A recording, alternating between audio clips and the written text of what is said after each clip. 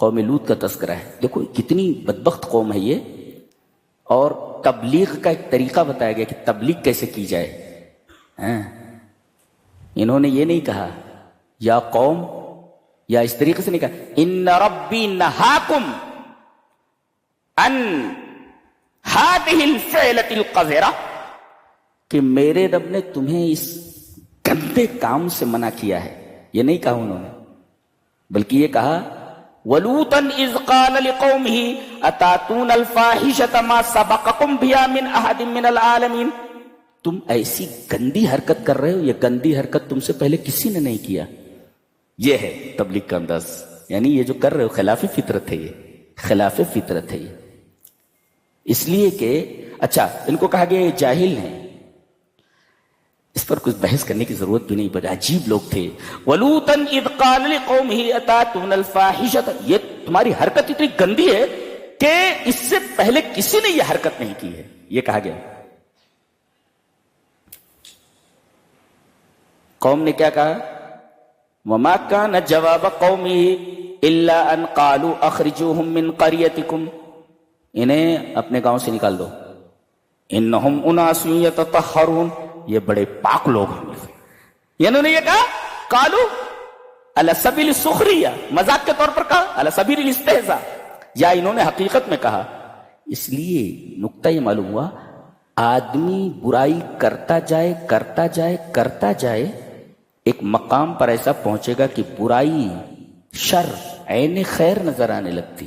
جی جی جی جیسے گبریلا جو ہوتا ہے وہ گندگی میں رہتے رہتے اتنا عادی ہو جاتا ہے گندگی کا کہ گندگی ہی اسے خوشبو لگتی ہے، بدبو ہی خوشبو ہو جاتی ہے.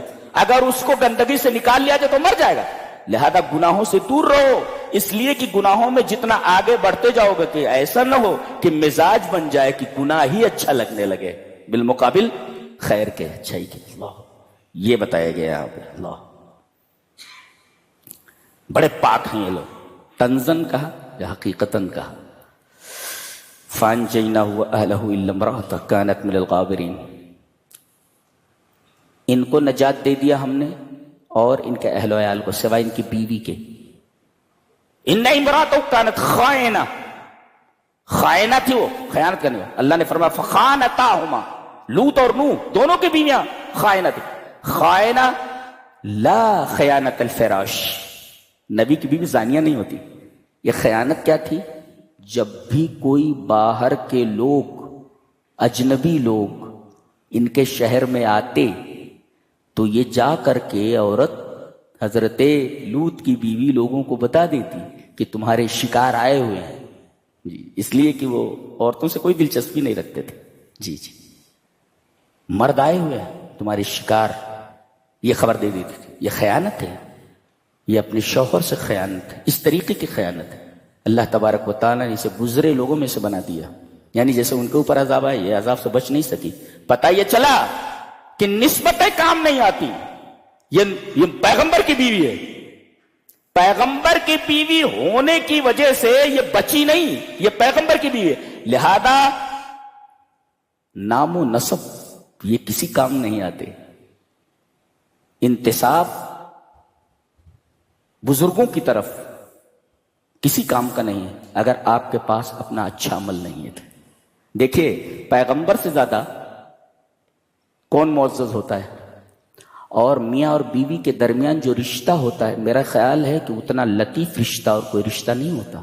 جی جی جی اسی وجہ سے لباس کہا گیا ہے دونوں کو. اتنا لطیف رشتہ اور کسی کا نہیں ہوتا.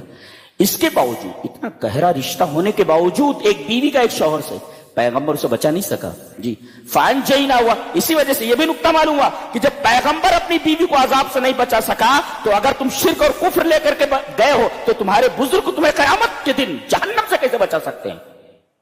لہذا اپنے عمل کو اور اپنے اعتقاد کو اچھا کرو، نہیں تو تمہارا ہر لمحہ مارز خطر میں ہے.